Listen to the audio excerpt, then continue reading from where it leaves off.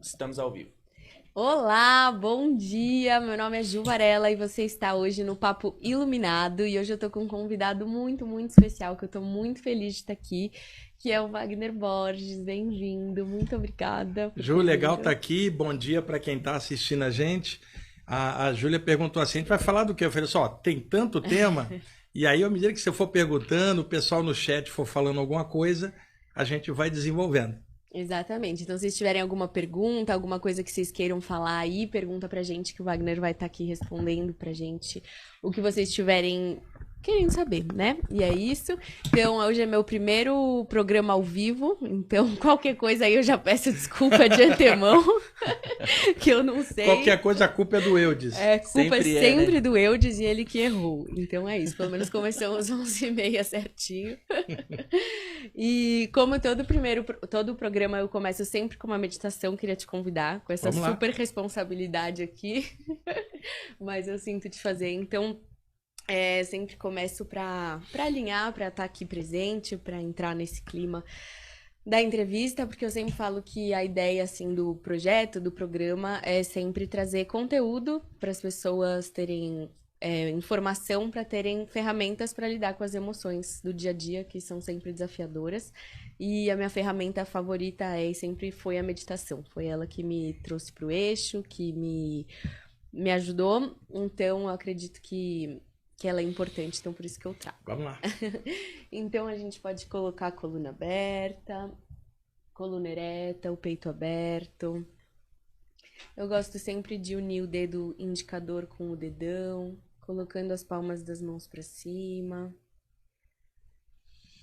observando o ar que entra, observando o ar que sai, observando o nosso externo, os ruídos, a temperatura, observando como que as nossas mãos tocam as nossas pernas, observando as contrações musculares, aquelas partes que precisam relaxar, soltar. E eu vou me conectando pouco a pouco com o meu corpo, sentindo o meu corpo, observando as partes que ainda precisam de um olhar amoroso, observando um pouco aonde que eu posso soltar, relaxar. E eu vou observando os meus pensamentos, as minhas emoções, a minha temperatura. E eu vou me aproximando dos batimentos cardíacos do meu coração, tomando consciência como ele pulsa em todo o meu corpo e que eu posso sentir nas minhas mãos, nas minhas pernas. E nesse momento eu vou colocando a minha atenção no centro do meu peito e vou percebendo que meu coração ele vai expandindo, como se fosse a força e a energia do amor que existe em mim e que eu tenho a capacidade de expandir ela para todo o meu corpo e para todas essas partes que precisam desse amor, no meu corpo, na minha mente, levando para os meus pensamentos. E essa bolha ela vai expandindo para as minhas emoções desafiadoras, para esses pensamentos que não estejam alinhados com a energia do amor. E essa bolha ela vai expandindo, tendo a capacidade de alinhar todos esses pensamentos, todas essas emoções, de acolher, de não julgar, de observar. E essa bolha vai expandindo, tomando todo o meu corpo, todo o espaço. Enquanto eu vou me permitindo observar sem julgamento. E essa bolha ela vai saindo fio que alinha do centro do meu peito e vai subindo pela minha garganta, pela minha testa e sobe pelo topo da minha cabeça, me alinhando com o sol central. E de lá ela desce, passando por todos esses pontos, descendo pelo meu intestino, pelos meus órgãos reprodutores, descendo pelo centro das minhas pernas e me alinhando com o centro da Terra. Nesse lugar de alinhamento e de amor, a gente sustenta essa energia de observação durante o dia, colocando a nossa intenção e amor. Pouco a pouco a gente vai voltando para o espaço presente, sentindo o nosso corpo. E quando a gente se sentir preparado, a gente pode abrir os olhos e retomando aqui o nosso espaço presente.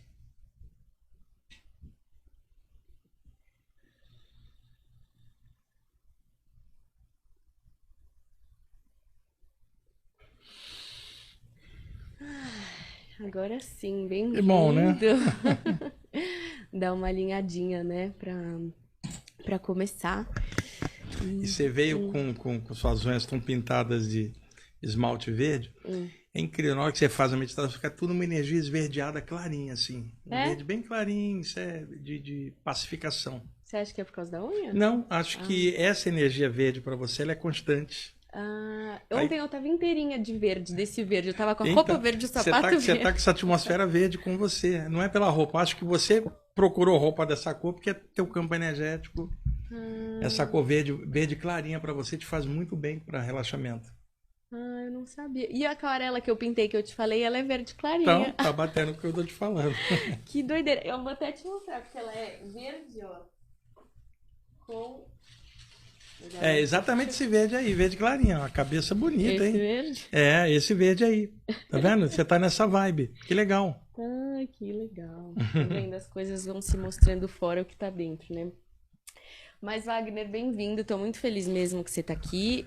Sou muito admiradora do seu trabalho, principalmente porque eu acho que eu sempre fui uma pessoa muito espiritualizada na prática e tenho um conhecimento muito raso da teoria, e eu acho que você traz muita clareza na teoria, assim, de tudo que você estuda, e isso traz uma prática mais profunda também, né, de você permitir eu dei muita sorte, Juliana, porque eu comecei muito cedo, com 15 anos, eu tô agora com 61, então são muitas décadas trabalhando com isso, e as experiências iniciais que eu tinha de saídas do corpo, na adolescência, eu não tinha com quem conversar, não havia livros para eu ler, então eu tive que indo por tentativa, erro, acerto, observando que aquilo acontecia, eu fui me acostumando muito cedo, então eu sentia a necessidade de estudar, senão não entenderia o que estava acontecendo e não ficaria nunca em paz comigo mesmo. Aí eu frequentava no Rio de Janeiro os sebos, né? Adolescente, comprava livro espírita, ocultista, teosófico, eu sempre li de tudo.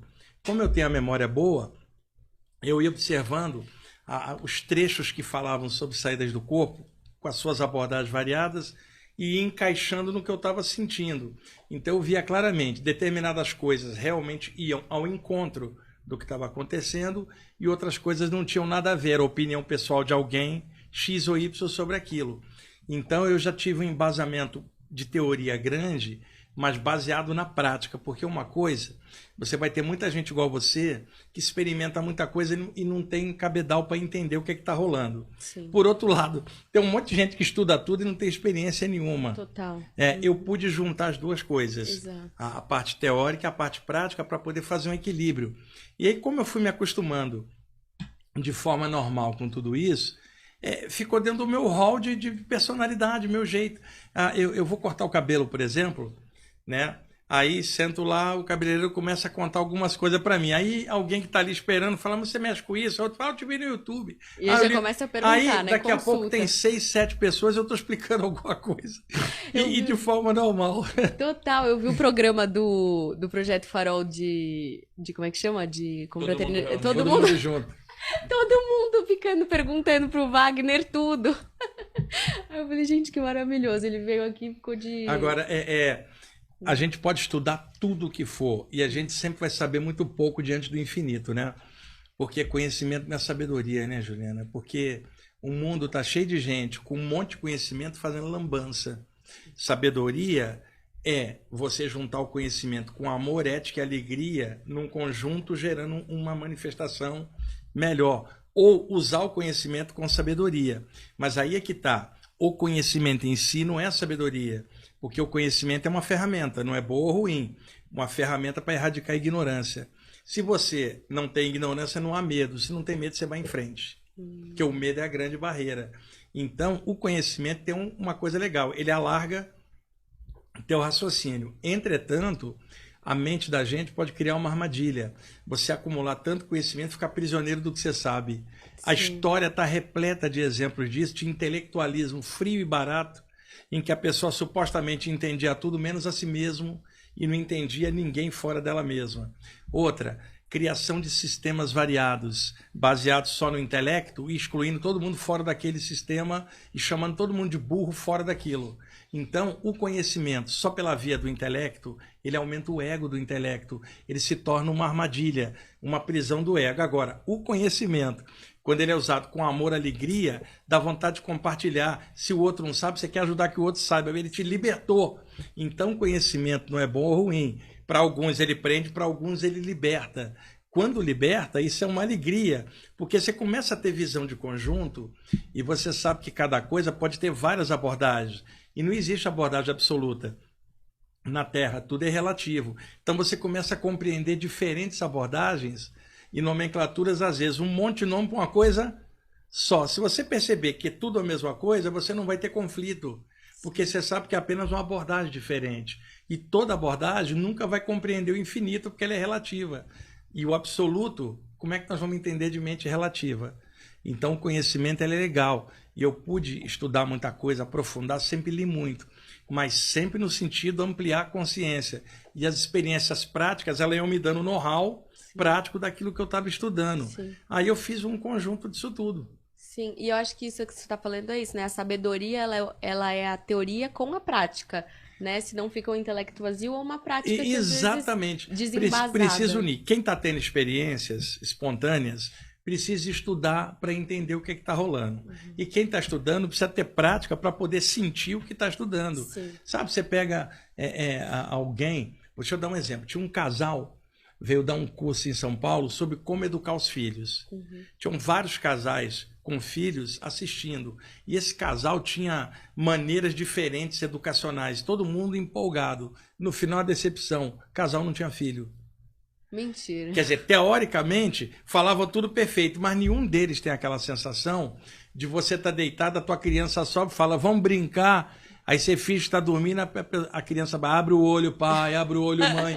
Como é que você vai explicar isso num curso se você não tem filho? E você não tem experiência. Então, né? Principalmente nas áreas espirituais, está cheio de teórico falando de um monte de coisa que nunca viu. Você quer ver se uma pessoa tem conteúdo espiritual? Não é na hora de uma reunião espiritual, não é na hora de uma leitura, é na hora de uma perda. Dentro de estudos espirituais, na hora que você perde que eu digo, alguém passa para outro plano, como é que você lida com isso? E aí quando a gente fala isso, que precisa lidar normal, tem gente que acha que você é frio, não é isso. Se eu estou vendo a pessoa lá fora, para que eu vou visitar o cadáver no cemitério? Se eu já estou vendo o eu real. Eu tenho a ver com o espírito, não com o cadáver. Só que é condicionamento das pessoas irem ao cemitério. Aí quando você fala que você viu a pessoa lá fora e que você não vai ao cemitério, a pessoa se sente agredida. Só que dentro da área que eu estou, a saída do corpo, me interessa o lado de lá, não algo embaixo da terra. E aí o que eu estou falando é coerente. Mas está cheio de gente que estuda isso que não admite isso. Quer dizer, não caiu a ficha para ela. Outro dia eu estava falando isso numa live, um cara botou no chat, ele é psicopata, ele não tem sentimento. Imagina, eu falando, simplesmente fui para fora, me emocionei de ver a pessoa lá fora, mas eu não me emociono de falar do cadáver dela. Você tem uma ideia. Então, esse tipo de conhecimento, quando ele é só teórico, a pessoa acumula conhecimento na cabeça e não traz o calor daquilo. Na hora da perda, você vê o quanto ela é fraca naquilo. Porque só era teoria, ela não tem... e outra, eu não estou falando para não ter saudade. Saudade é natural. Sim. Eu estou dizendo como é que se administra a passagem de alguém. Você administra como um estudante espiritual ou como um materialista ou um fanático religioso. Porque se você administra legal, na hora da perda, você vai estar estável, tranquilo. Sua família derrubada e você entendendo o processo. Entendendo o processo, mas não é frieza. Por exemplo, eu choro por um pôr do sol, Juliana. Choro escutando um solo de guitarra das bandas que eu gosto. Mas não consigo chorar porque alguém passou para o outro lado, que é algo natural para mim, já que eu percebo isso do lado de lá. A morte não significa nada. Eu posso sentir falta da pessoa nesse plano, mas eu sei que o jogo não tá no fim.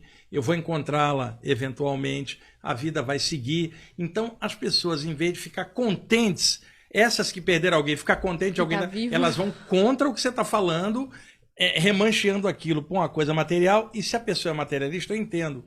Mas estudante espiritual fazendo a mesma coisa... Não dá. Conhecimento teórico aqui não passa para aplicação prática. Aplicado. E, por exemplo, quando você... Eu sei que você já viu bastante pessoas que você tinha carinho aqui, né, fora.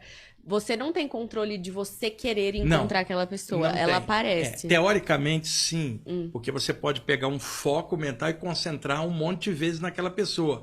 Só que para fazer isso, você está focando numa pessoa só diante de um infinito inteiro de outras possibilidades. Como assim? Deixa eu dar um exemplo. Supõe que você perde alguém. Tá. Aí você fala assim, Wagner, eu queria estudar a saída do corpo porque eu quero encontrar essa pessoa. Eu vou falar assim para você, Ju, o universo é enorme. Essa experiência te abre possibilidade de expansão da consciência. E o que você está querendo é um desejo teu de encontrar alguém no meio de um infinito de coisa. Então, o que você faz? Achar o pequeno no meio do grande é difícil. O que você faz? Expande a consciência para o grande, porque o grande compreende o pequeno. Avança, desenvolve, que você acaba encontrando sem nem querer encontrar por afinidade. Agora, fica focado naquilo, você não cresce, não vai acontecer nada. Então eu digo para a pessoa que perdeu alguém, em lugar de focar em encontrar esse alguém, foca no teu crescimento, estuda, daqui a um ano a possibilidade se abre. Então, às vezes a pessoa dolorida, ela não entende quando você fala isso, porque ela quer o contato pessoal baseado no ego dela. Eu estou falando, vai para algo maior, dentro do algo maior está tudo que é pequeno, e uma hora você encontra, mesmo quando você nem lembrar disso. Mas foca nisso, você não vai encontrar. Tudo que eu encontrei, eu não fui atrás, apareceu. Porque eu estava dentro de uma vibe mais aberta, todas as possibilidades existiam, inclusive o encontro. Então eu sempre falo, vai para o macro, não para o micro. Sim. O micro está dentro do macro. Expandindo e melhorando, uma hora você vai ter tua certeza. Agora, focado só no pequeno e na pessoa, você não expande a consciência para entender o processo. Então eu sempre acreditei que um momento de perda pode alavancar um processo de crescimento. Se a pessoa tiver discernimento para isso, para daí ela levantar e expandir. A maioria não faz isso, a maioria vai contrair para a dor da perda. Até aí tudo bem, é perda. Mas se a pessoa está estudando a parte espiritual, já era para ter caído a ficha. É isso que eu sempre falo, porque ela estuda aqui, mas não vem para cá, Ju. Sim. Eu conheci médiums que choravam mais do que materialista quando perdi alguém. Eu só faltava bater neles. Aí eles falavam assim, mas eu sou humano. Eu falei, você é médium, você representa o teu grupo. Quando as pessoas veem você chorando pra caramba, como é que elas vão confiar na informação que você vai dar amanhã para elas, se você não segurou a onda nem para você? Sim. Então, você sabe, né? Você vê o que está acontecendo. Exatamente. Eu conheci um caso, Ju, em que a mulher era minha amiga médium, perdeu um filho. E ela ia ao cemitério visitar. Um ano depois, ele apareceu para ela numa saída do corpo e falou, mãe, eu vou reencarnar de novo, vou ser seu filho de novo.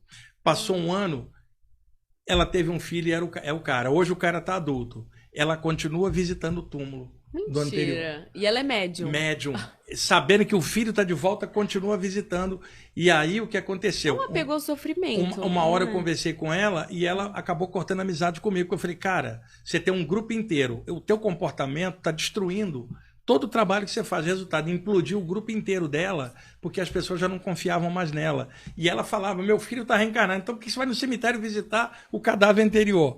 Quer dizer, é o conhecimento aqui, por trás tem uma pessoa. Ela precisava de terapia psicológica para lidar. Mas aí a questão é, sendo médium, essa terapia seria desnecessária se tivesse caído a ficha para você. Porque você sabe que é ele mesmo, para que o sofrimento anterior? Mas é alguma coisa, algum gatilho interno que a pessoa mantém num looping. Aí precisa de terapia, aí um psicólogo pode ajudar, um terapeuta. Mas aí vem a questão, uma médium de mais de 30 anos de trabalho, liderando um grupo, publicando um livro, assim, ela desmonta o trabalho inteiro na postura. E aí é que entra, o trabalho que ela faz é maior do que ela, mas não tem noção disso. É super complicado. E eu acho que existe, assim, eu vejo, por exemplo, pessoas próximas que estão pra perder, né? A minha família, minha mãe falou que eu tô muito fria, que eu fico estudando muito, que eu tô muito fria. Eu falo, não é uma questão de ser fria, é uma questão de você ter um distanciamento maior do que você tá vendo. E aí o entendimento também daquilo, né? Tipo, ela falou, aí ela tá, com a minha avó tá falecendo, né? E aí ela falou, você não sente falta do seu avô e tal. E aí eu tenho uma postura que eu não consigo muito sentir falta do passado. Eu tô meio sempre pra frente. Então, eu também sou assim, muita gente tá assistindo, a gente também é assim. E aí ela veio falar isso e ela ficou ofendida que eu falei que eu não sinto falta do meu avô. Tipo, que eu falei, não é que eu não sinto, eu tenho muito carinho por ele. Mas eu não fico remoendo uma nostalgia. A vida segue, né, Juliana? E o momento presente tá te chamando a atenção. Exato, e ela ficou muito ofendida. Você é muito fria, você não tem sentimentos. Que não sei Normalmente as pessoas mais antigas, ela... E principalmente quando está com bastante idade, se não tiver um universo aberto na frente, ela vive em função do passado. Muitas pessoas idosas ficam em looping com as memórias, porque não há algo atrativo no presente. Eu sempre falo para todo mundo, eu não vou envelhecer, meu corpo vai. Meu corpo está envelhecendo, normal. Cabelo branco, ruga, vai vir, mas minha consciência está limpa. Se eu chegar a 80, eu não vou chegar com mente de 80. Tá? Meu corpo vai estar com 80, mas a parte espiritual toda hora me chama atenção para algo do presente. Então não tem como ficar vivendo de memória passada, porque todo dia rola algo diferente. E você não acha que... Porque, por exemplo, eu fico olhando as pessoas mais velhas ao meu redor e eu vi as pessoas definhando muito nesse lugar de eu não sou mais útil, eu Exatamente, não sirvo mais é isso pra que eu tô nada, falando. né? Exato. E de se colocar nesse lugar. Mas...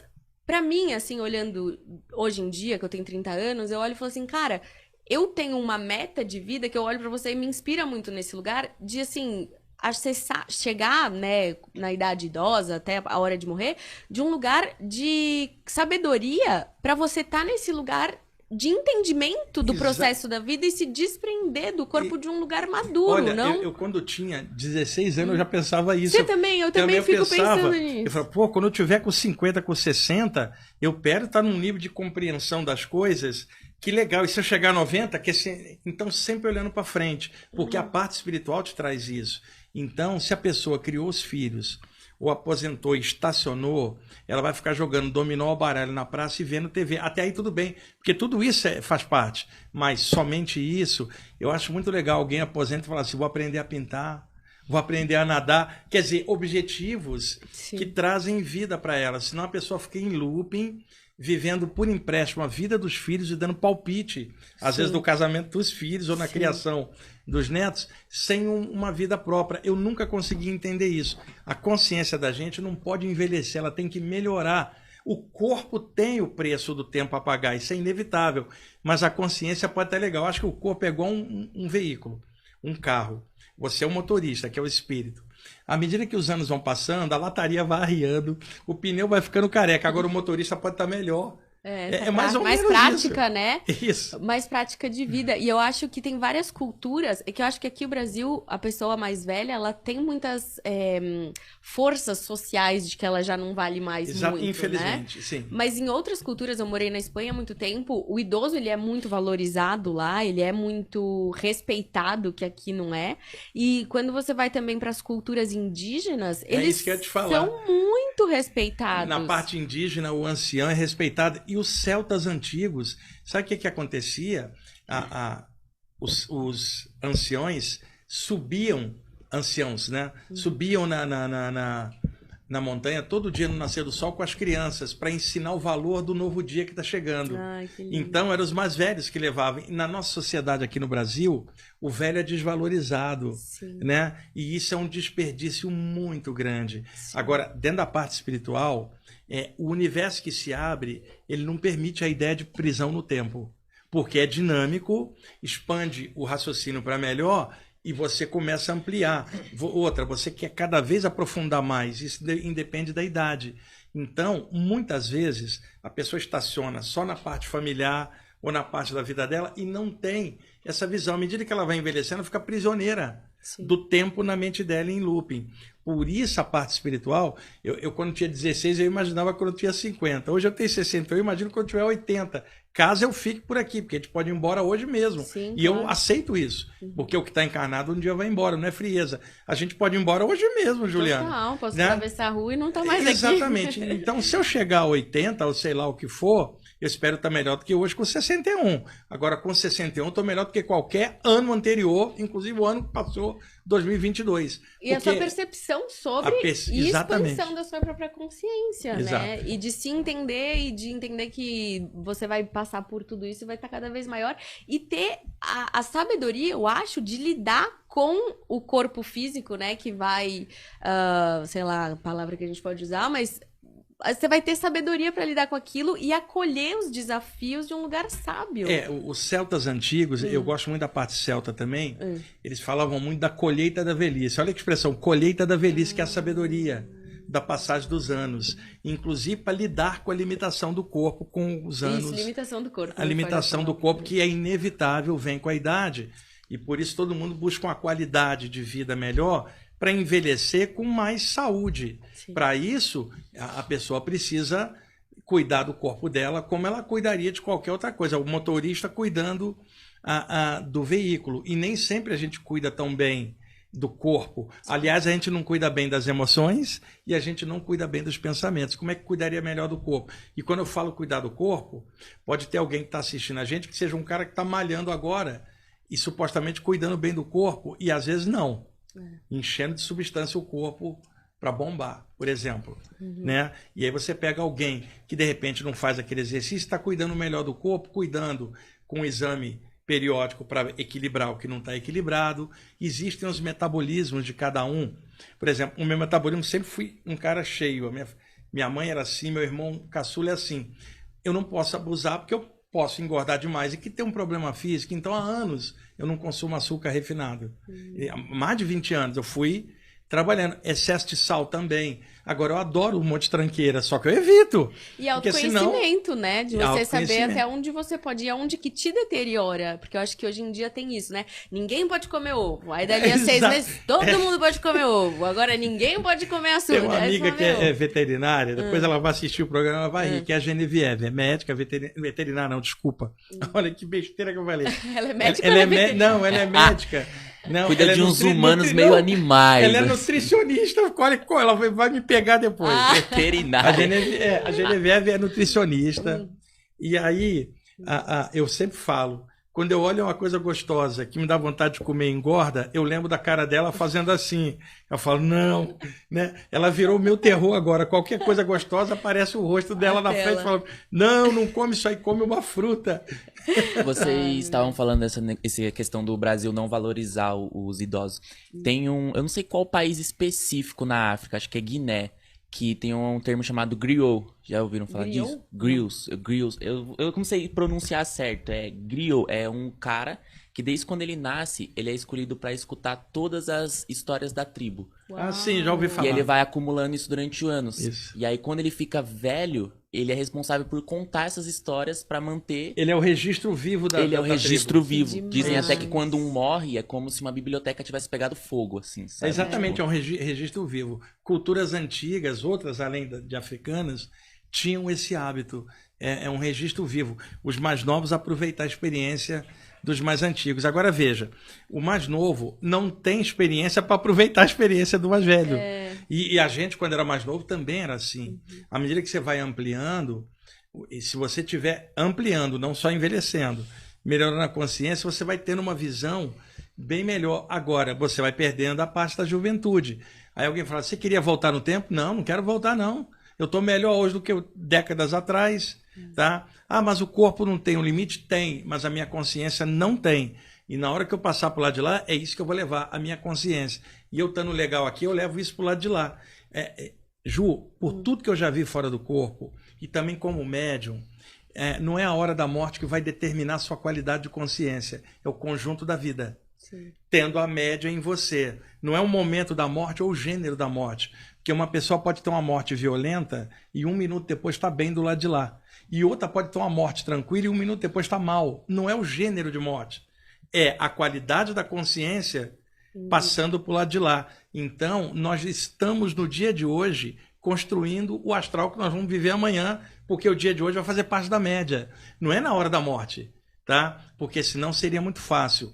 Eu apronto a vida inteira, na hora da morte eu me arrependo e passo bem. Não, causa gera efeito. E eu sou o efeito das minhas causas anteriores. Então, se você é de um jeito, é esse jeito que você vai levar para lá. A morte não vai te transformar. Ela só vai jogar você, Juliana, para fora. É a Juliana fora do corpo, mas ainda a mesma mulher. Só que no extrafísico, observando as coisas de outro ângulo, diversos entendimentos vão cair, você vai começar a ampliar e aí você vai estar mais como espírito do que como pessoa. Eu vi casos em que eu acompanhei, eu vi a pessoa, ela era um ser humano igual daqui. Não era um ente do além, não era bolinha de gás, não era algo sobrenatural, é a pessoa do lado de lá, sim, compacta, com o corpo astral refletindo a aparência daqui. Os anos iam passando, quando eu digo anos, o nosso tempo daqui. E eu ia vendo que a pessoa ainda era aquele homem ou mulher, mas diáfano, eu via através dela. Com o passar do tempo, eu via uma silhueta humanoide, mas de luz, eu não sabia se era homem ou mulher.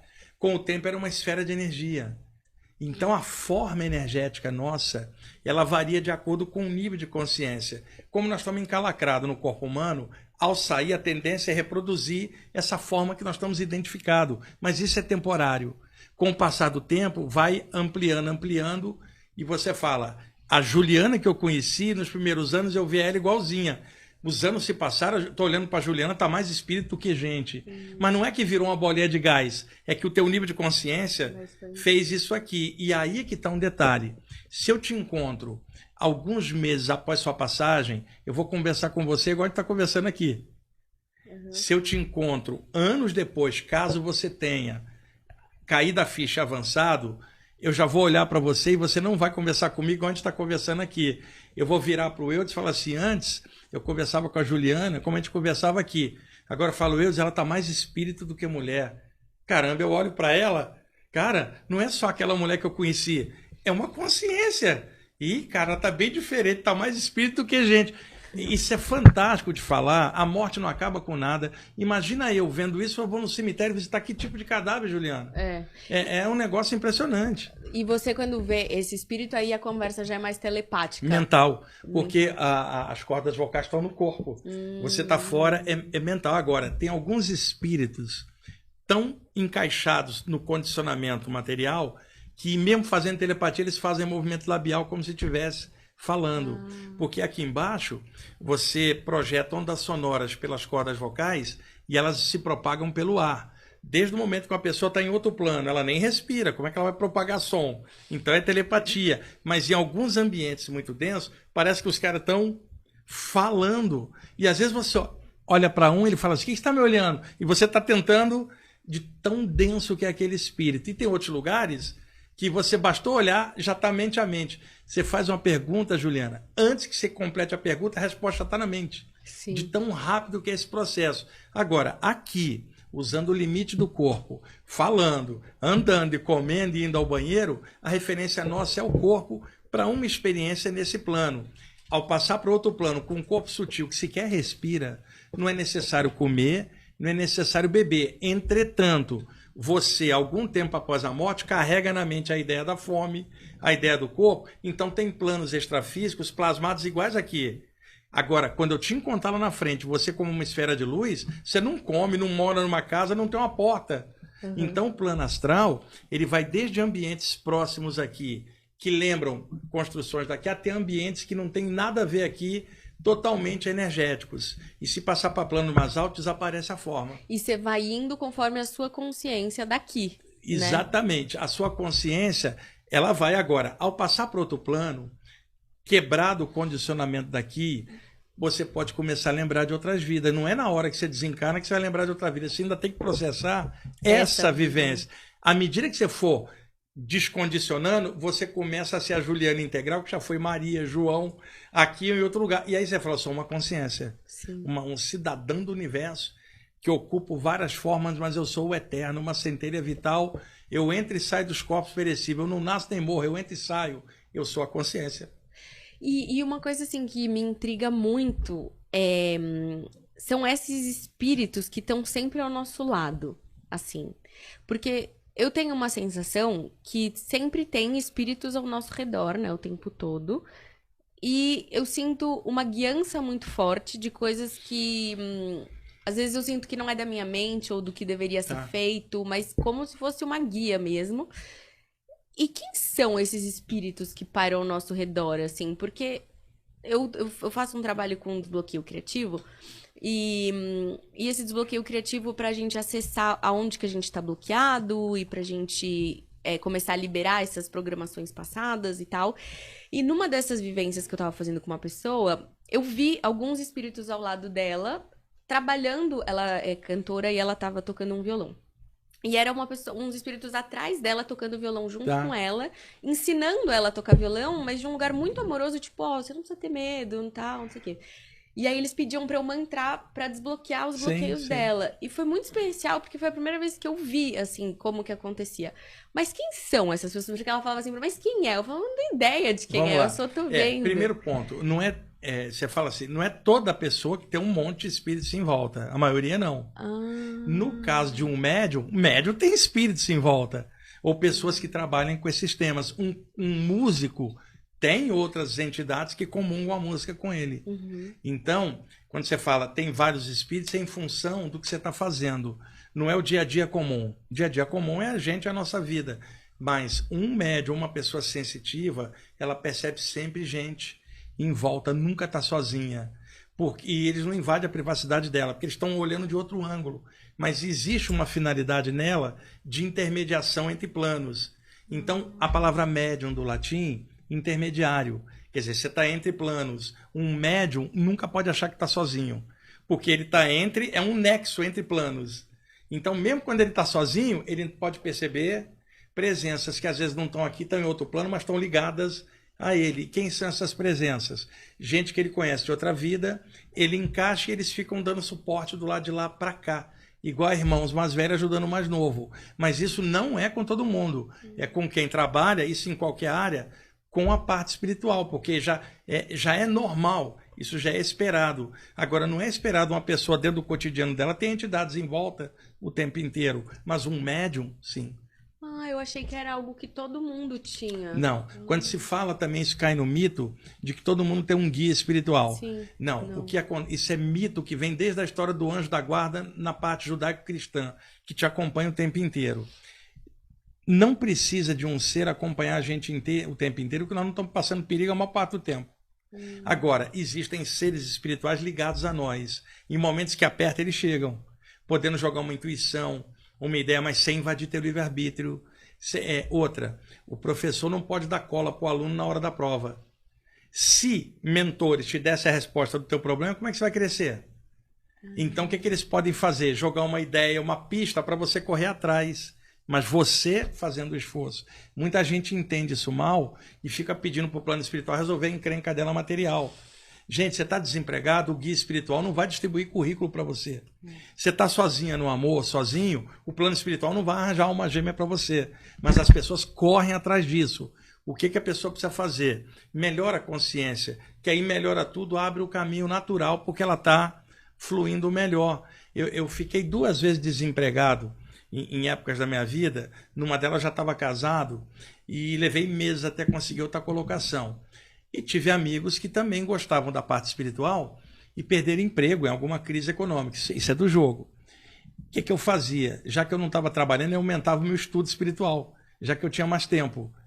Né? Porque eu sabia que eventualmente eu conseguiria outra ocupação. Sim. Meus amigos renegavam a parte espiritual, falavam, tá vendo aí, para que mexer com isso? Estou desempregado. como se uma coisa tivesse a ver com a outra. E eu falava para ela, tem gente materialista também desempregada. Sim. Isso não tem nada a ver com a sua parte espiritual. Ai. E por que você não usa a parte espiritual para entender esse processo? Então, a maioria das pessoas na parte espiritual está atrás de amor, dinheiro, negócios, as coisas do aqui e agora. E não é que está errado, porque as pessoas precisam de dinheiro para viver.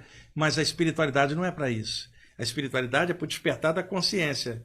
Você está encarnado, você tem que se virar para pagar teu aluguel, pagar o boleto, lidar com relação emocional, seus relacionamentos e viver em relação ao mundo como é. O mundo é violento, está cheio de gente complicada e está cheio de gente boa. São os altos e baixos.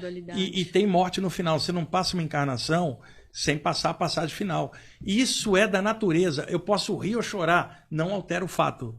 Então eu preciso me preparar para isso, e aí é que entra o estudo espiritual. Na hora que a morte me pegar, isso não é uma surpresa. Não será, eu estou estudando isso a vida inteira, e eu estou vendo coisas assim. Aí alguém fala assim, soube que fulano passou, estou passada. Né? Devastado.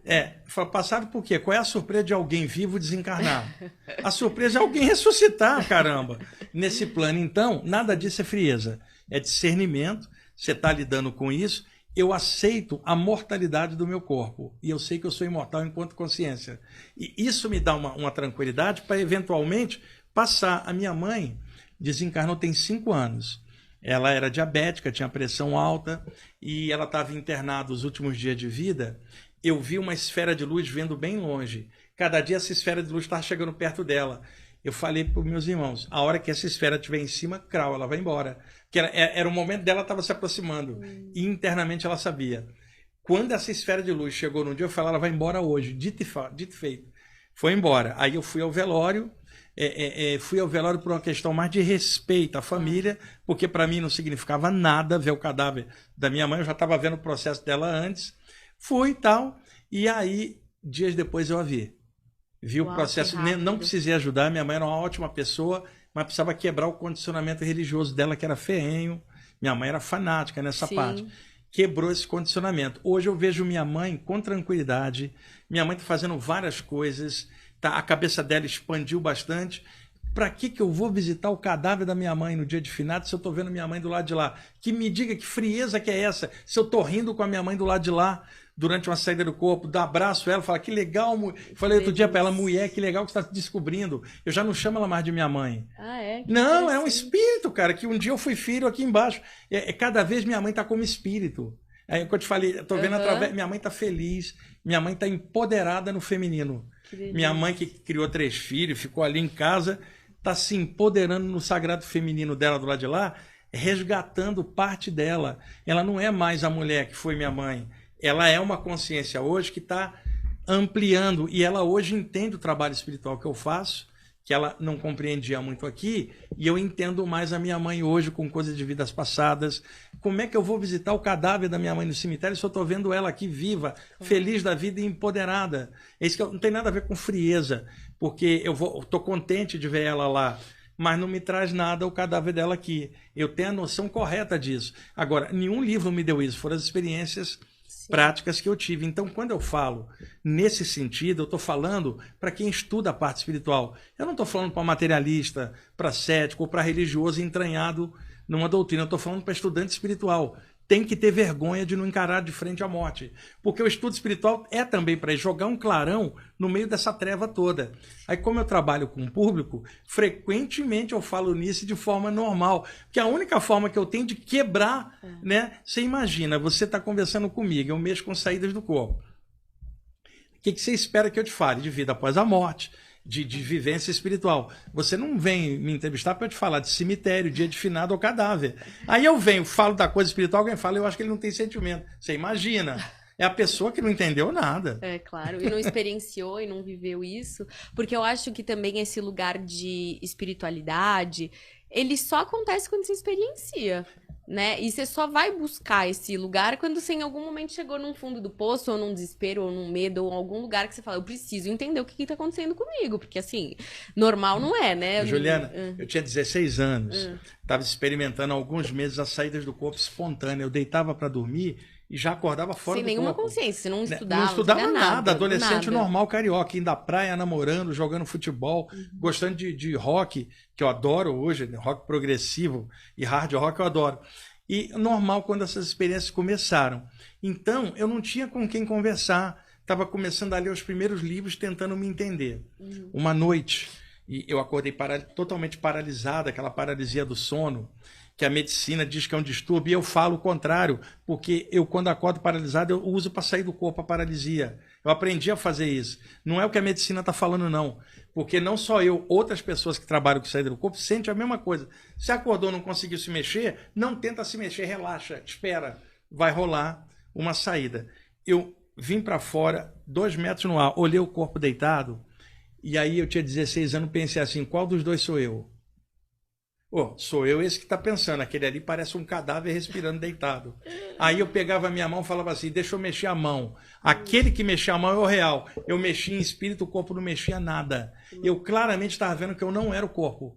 Então, já de per si, eu percebia que a consciência não era o corpo. A saída do corpo, ela me deu isso. Então, eu sei que para todo mundo é assim. Não é o corpo que interessa. Agora, na saída do corpo, interessa o astral. Mas aqui e agora, Juliana, interessa o corpo para nós. Nós estamos nele. Sim, então, para desenvolver o astral. O valor do corpo é necessário. Eu estou falando na hora da saída.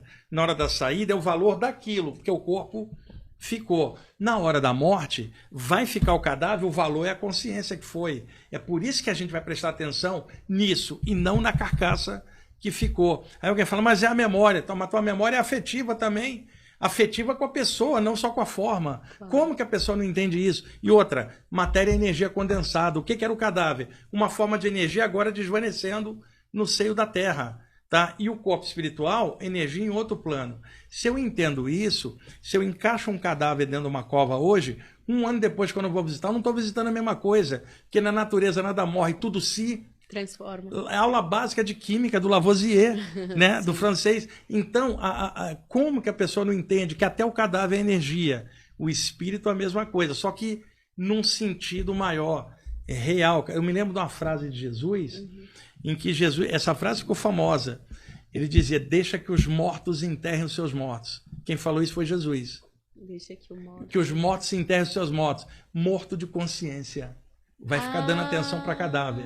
Olha a frase de Jesus. Deixa que os mortos enterrem os seus mortos. Morto de espiritualidade, porque alguém aceso jamais ficaria preocupado com cadáver.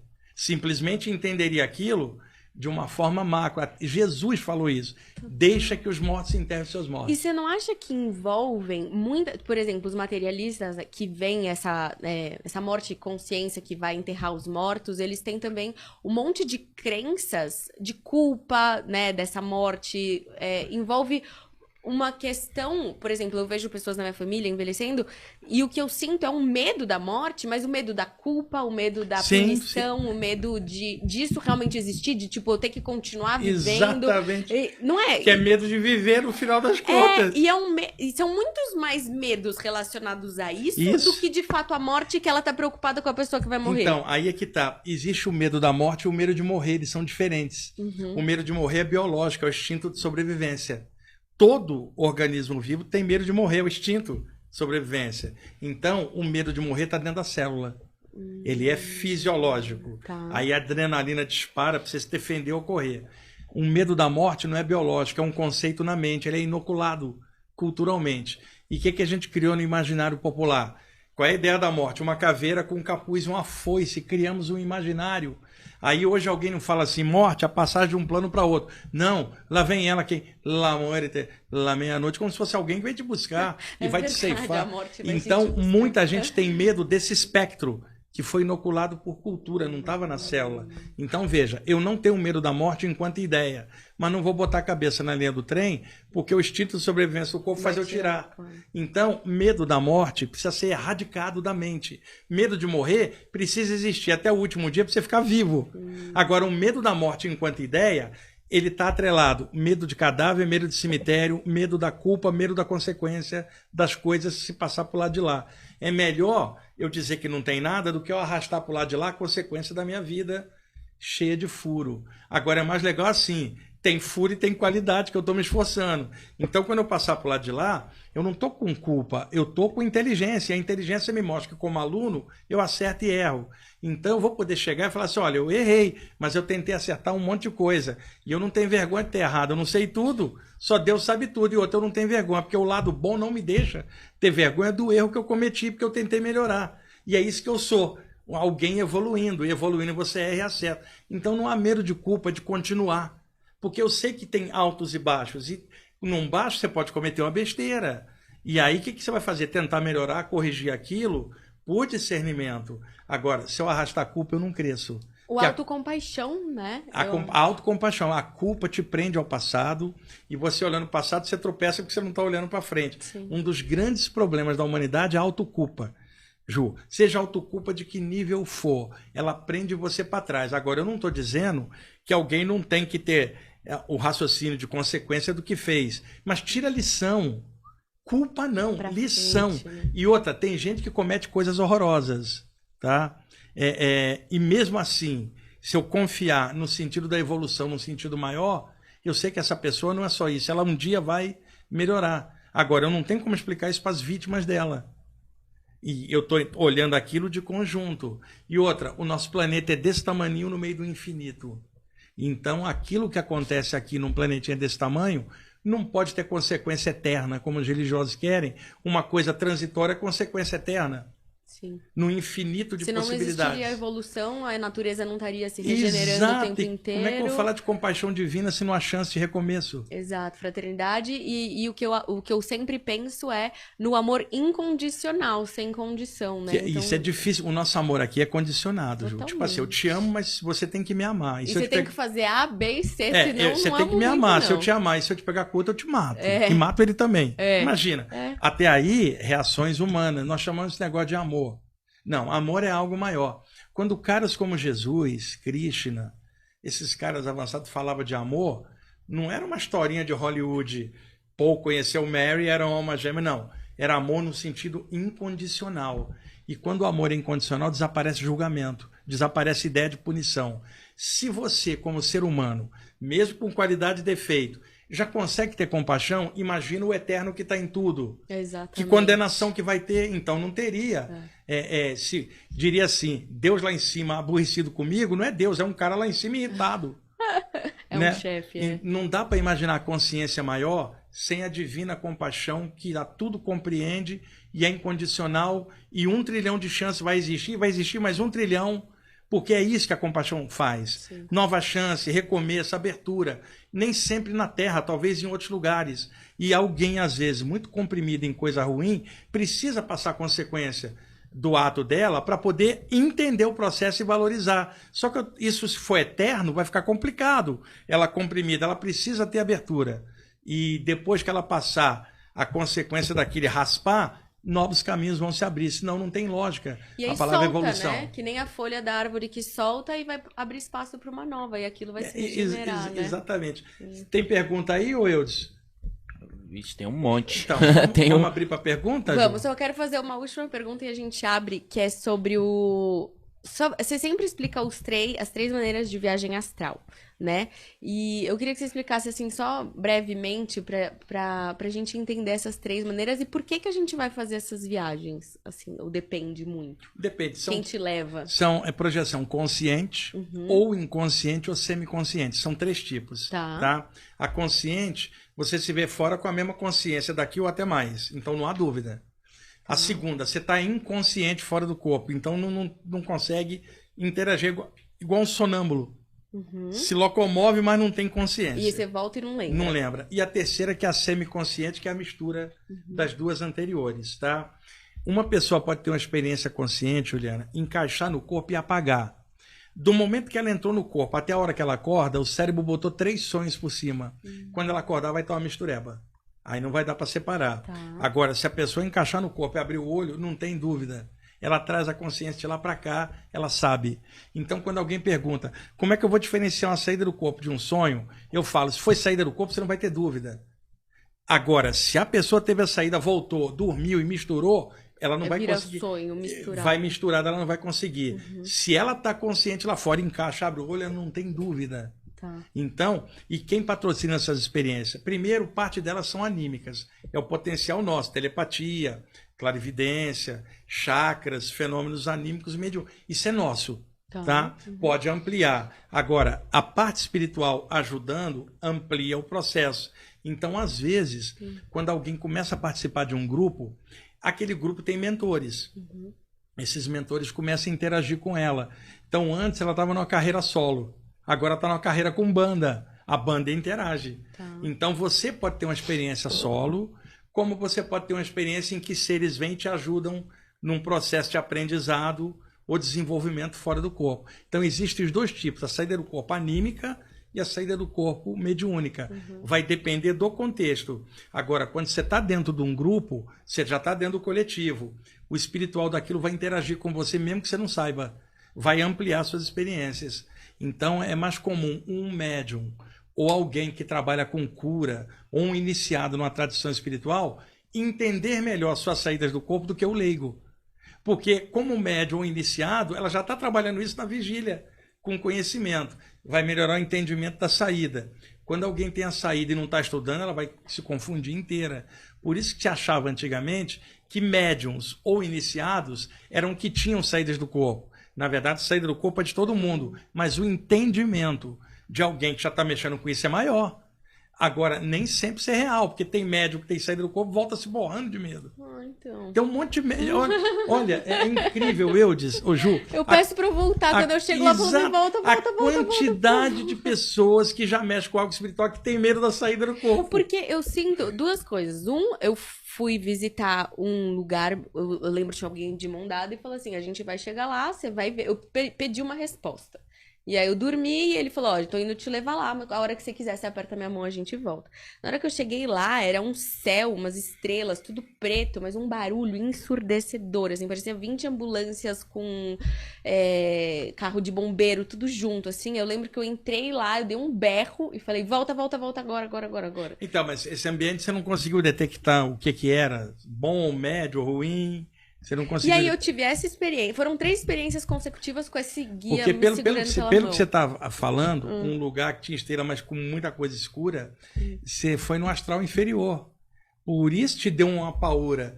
E aquele som de zumbido e coisas ali é típico do plano astral inferior. Foi tipo um umbral. Eu falei, Por se é isso, morrer, não quero morrer nunca. Por isso que ele te falou, aperta a minha mão. Quer dizer, era igual apertar o botão de pânico, né? Pra tipo, ele foi me mostrar alguma coisa. Porque se fosse um ambiente bom, você não teria tido essa reação, nem ele teria te falado dessa forma.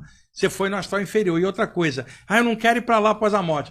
Quem para num lugar desse é porque já tem a treva dentro de si em vida. Não é o teu caso. Não é o do Eudes, não é o meu.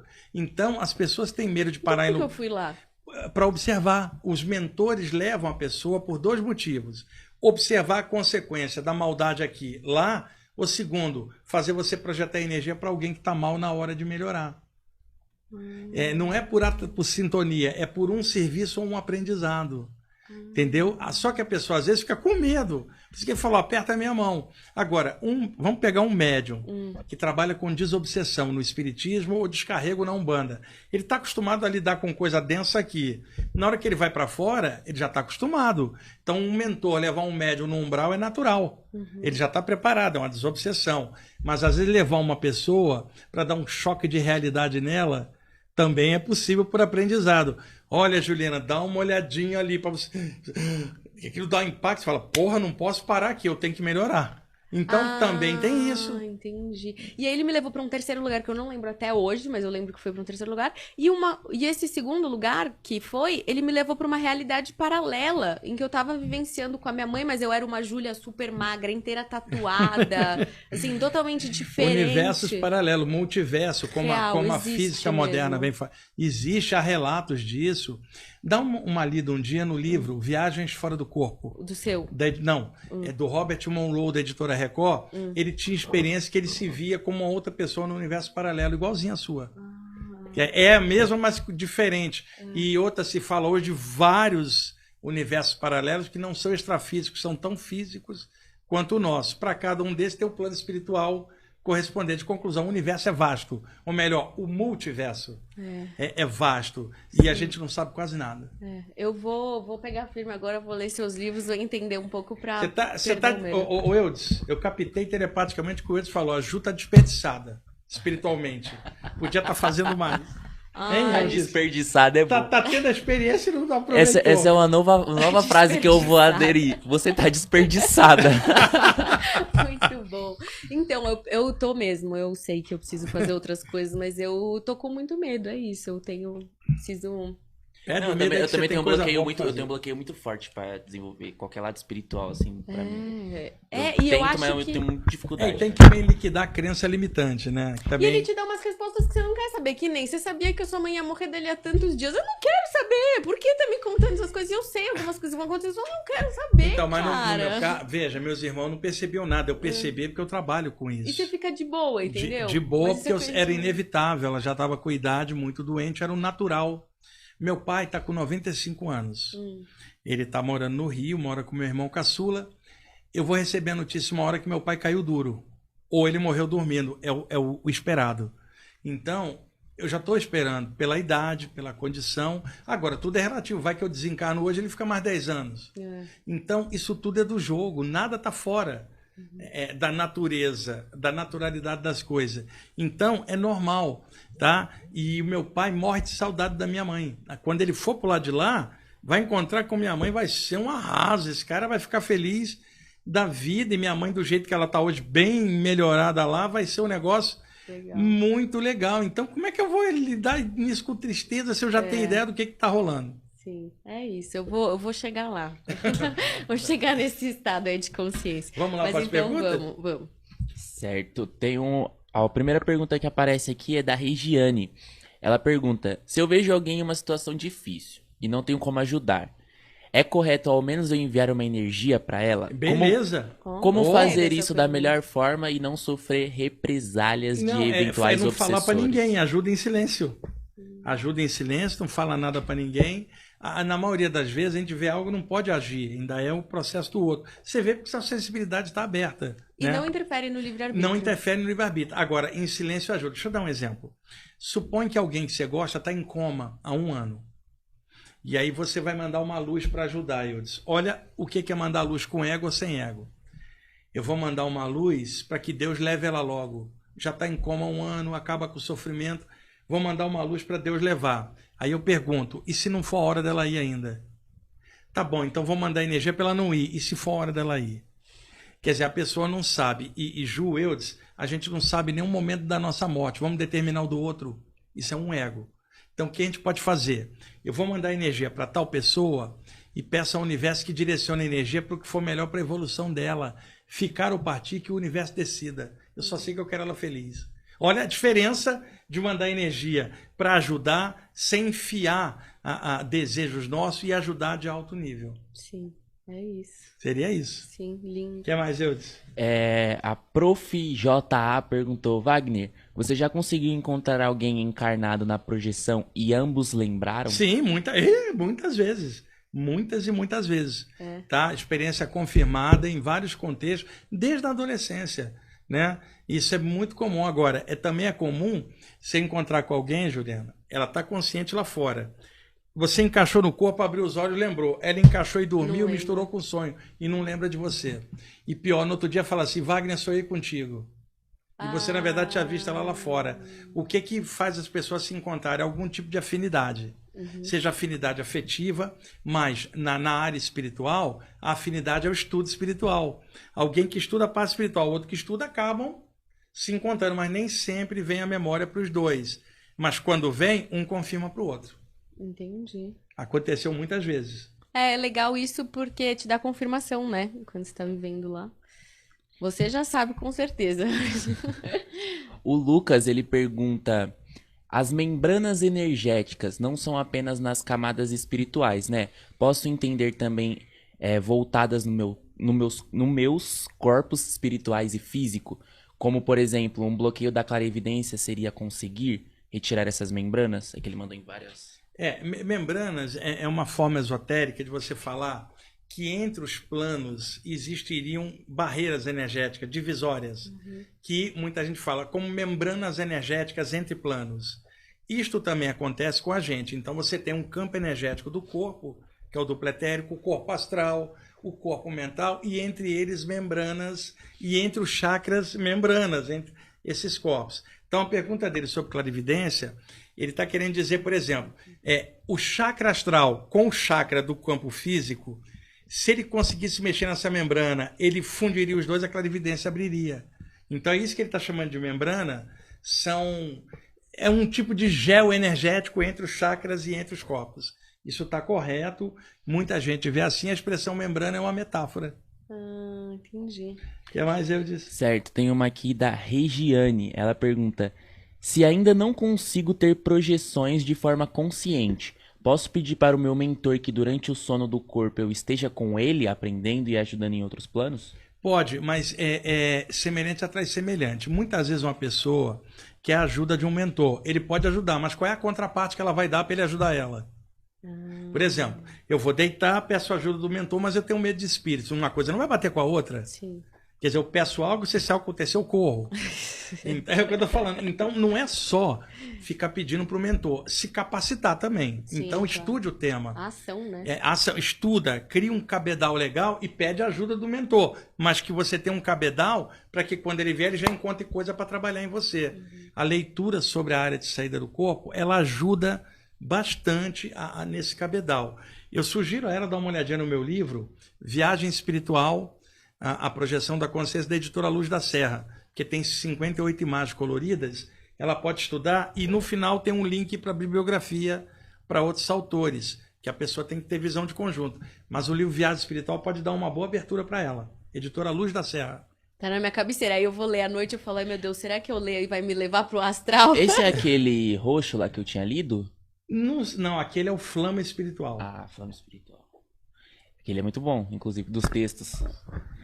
A Sabrina pergunta: olá, gostaria que o professor Wagner me explicasse se é possível... Olá, gostaria que o professor Wagner me explicasse qual o significado do dragão e da ave que aparece nas representações da senhora Kuan Yin.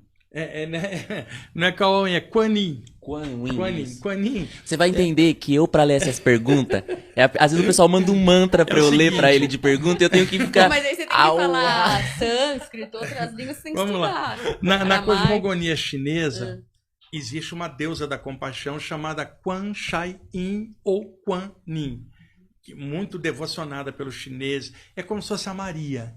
Para o cristão, é a Quan Yin para os chineses, mantidas as devidas proporções culturais.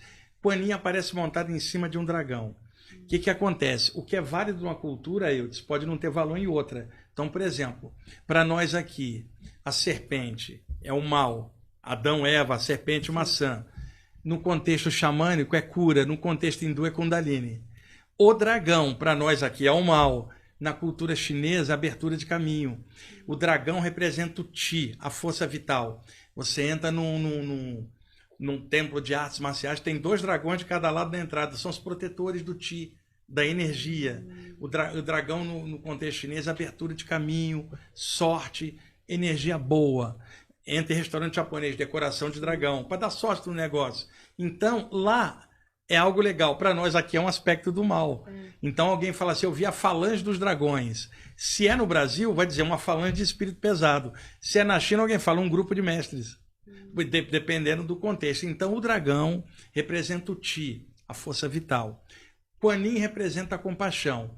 Quando a Quan Yin aparece montada num dragão, é que só o amor equilibra a energia. É uma metáfora. A Quan Yin sobre o dragão. O dragão é o Qi, a Quan Yin é a compaixão. E o amor dela equilibra a energia. Maravilhoso, né? Lindo. Que é a pergunta que ela está fazendo. Lindo. Certo. A próxima pergunta que aparece aqui é da Andrea. Ela manda uma dúvida. Quando alguém esconde sua fortuna ou pertences enquanto vivo, quando ela desencarna, ela fica apegada ou presa a esses pertences? Olha, depende da pessoa, mas se ela já está escondendo já em vida, ela vai levar essa ideia para o lado de lá. Ela não quer compartilhar nada. E aí? E aí pode ficar grudada no lugar onde está enterrado aquilo. presa em looping com aquilo. E se alguém chegar para tentar desenterrar, ela vai atacar espiritualmente. Eu vi casos assim. Agora, pode acontecer outra coisa, Eudes. A pessoa passa pro lado de lá e cai a ficha dela, do apego que ela tinha, ela muda. Então, vai depender muito. Agora, eu vi casos em que a pessoa ficava grudada onde estava o valor, sabe? Enterrado, escondido em algum lugar que ela não queria que ninguém mexesse. Que loucura. E aí aí fala. Por isso que Jesus tinha um ensinamento. Guarda o teu tesouro onde a traça não rói. Porque qualquer tesouro material, a traça pode roer. Guarda o seu tesouro onde a traça não rói. Isso é o valor de caráter e consciência. Que é o que você vai levar, né? Que é o que você vai levar dentro de você. Qualquer coisa, inclusive o corpo, não tem bolso, que é para você não carregar nada. Então, nem o corpo você vai levar. Uma hora vai ter que sair, vai levar o que você é como consciência. Isso é o que é você. Total, perfeito. O que mais eu disse? Uma última que aparece aqui é da Shaila. Ela pergunta: qual o melhor mantra para acalmar um autista? E para dormir? Tenho uma filha de 10 anos que tem muita dificuldade para conseguir dormir. Ela sempre vê espíritos aqui em casa e fala que morava em VidaCast. Não sei o que é um VidaCast. Eu não sei, precisava ver para ver. VidaCast me lembra uma expressão chamada GudaCast. Eu não sei, pode ser uma cidade antiga da Índia. Pela pronúncia não dá para saber. Não, tá escrito a palavra vida mesmo e cast. VidaCast, que cast em inglês, C-A-S-T? É, C-A-S-T. Então não sei dizer o que é, que a criança também não consegue descrever bem. No programa que a gente fez ainda agora, né, falando de espiritualidade, estava citando um mantra do Saint Germain lá, o Buda da Medicina. E eu citei esse livro aqui, que aliás, você ia adorar esse livro, Ju. Cura Definitiva, o Poder da Compaixão, baseado no budismo tibetano, fala do Saint Germain lá, o Buda da Cura. E tem um mantra dele que é o Bekanze, Bekanze, Mahabekanze. Foi o mantra mais forte que eu já fiz na minha vida. Esse mantra é maravilhoso para ela botar para criança, viu, Eudes? Eu falei nele no programa ainda agora, e no programa de mantras, se ela olhar, tem esse mantra lá. E eu, no programa agora que a gente fez, eu pedi o Eudes para botar o link. Você podia botar o link aí para ela agora. Posso? Aqueles links? Não do Baba, Ju, do Buda da Medicina. Posso, claro. Esse é ótimo para deixar tocando o tempo inteiro para relaxar. É muito bom mesmo. O Eudes vai botar aí o link pro Bekanze, que é o do Buda da Medicina. Eu vou olhar. Deixa rolando no repeat no YouTube para criança. É muito bom. Gente, esse mantra eu fiz com o meu professor de mantras e ele fez comigo. Caiu o Wi-Fi, eu fiquei parada, assim, não conseguia me mexer de tão forte energia assim, e fiquei assim até tipo 2 da tarde. Foi 10 da manhã, assim, ó. Numa contemplação, num estado de... Bekanze, Bekanze, Mahabekanze. Bekanze é aquilo que dissolve o sofrimento. Quando você fala Bekanze, o primeiro dissolve o sofrimento do corpo. O segundo Bekanze, o sofrimento da mente. E o terceiro Bekanze, o grande sofrimento que é o ego, que é o Mahabekanze. Bekanze, Bekanze, Mahabekanze.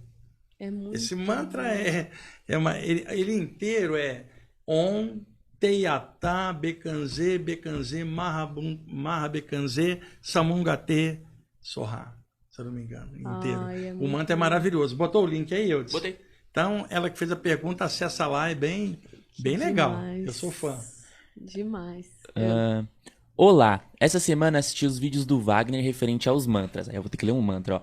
Dormir fazendo taretu... Om taretu tareturi sorra. Você é zica, hein, mano? Ele sabe os mantras antes de eu começar a ler. Como que decora tanto? Não dá, não difícil. Até me perdi agora. Me vi dormindo rodeada de um grupo fazendo mantra pra me curar. Isso é real? É real. É o seguinte, é o mantra da Bodhisattva Tara. Tá? Tara, em sânscrito, é estrela. Em tibetano, Tara é chamada Droma. Ma de mãe, Dro de sofrimento, a mãe que dissolve o sofrimento. Então você fala Tara ou Droma. O mantra dela, Om Tare Tutare Turi Sorra. Tare, Tutare, Turi é tudo que dissolve o sofrimento, que é a variação de Tara.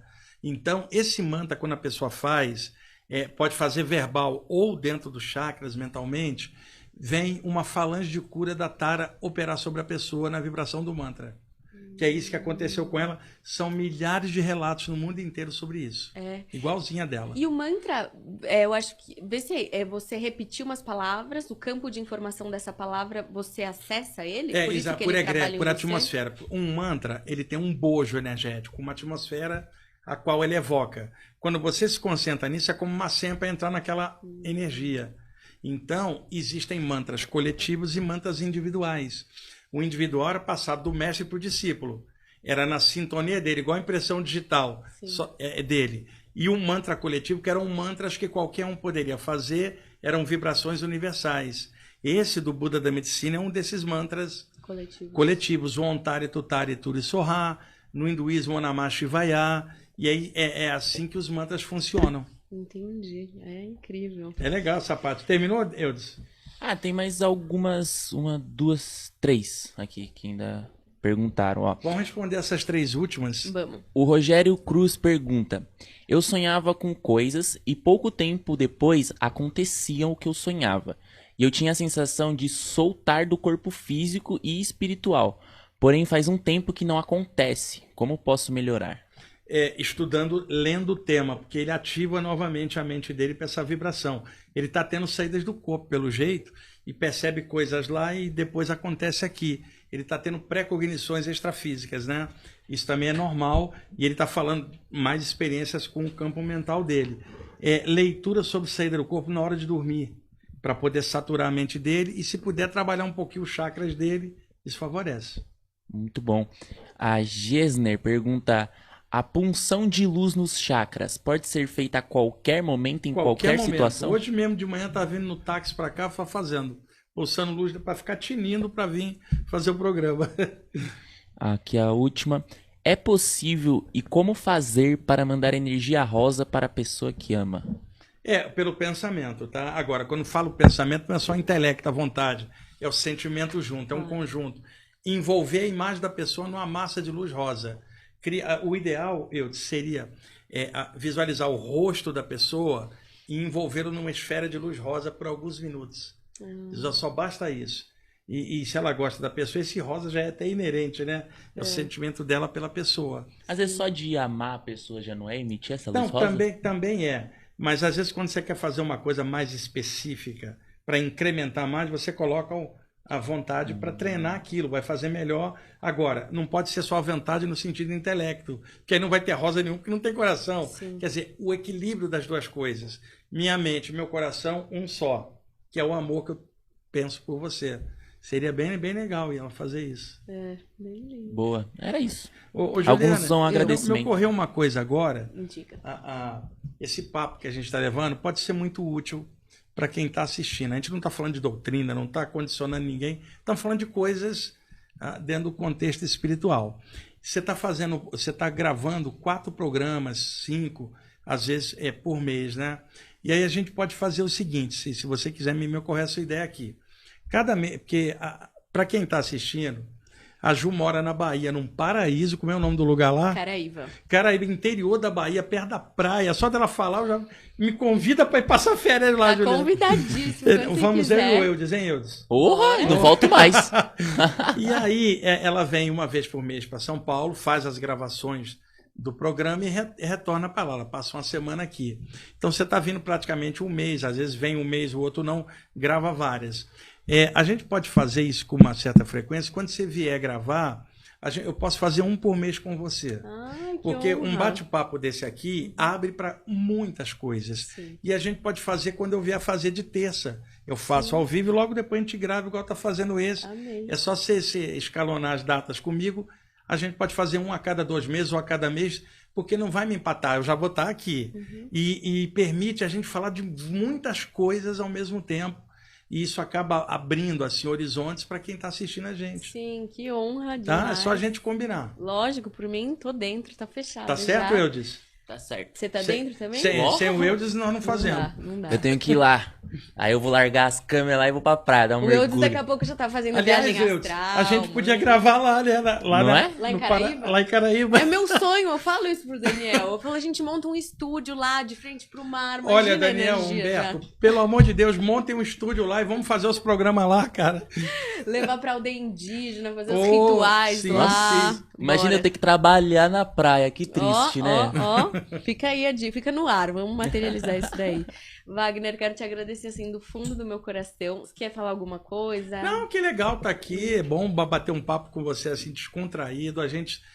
É legal bater um papo assim, né? Não tem aquela coisa. Sabe? Rígida. É mais humana, mais normal. Ninguém sabe tudo. A gente tá melhorando. É isso. E o mais legal, a responsabilidade. Porque se a gente está fazendo um programa, é o que a gente está falando. O objetivo é que conteúdo você vai passar para alguém.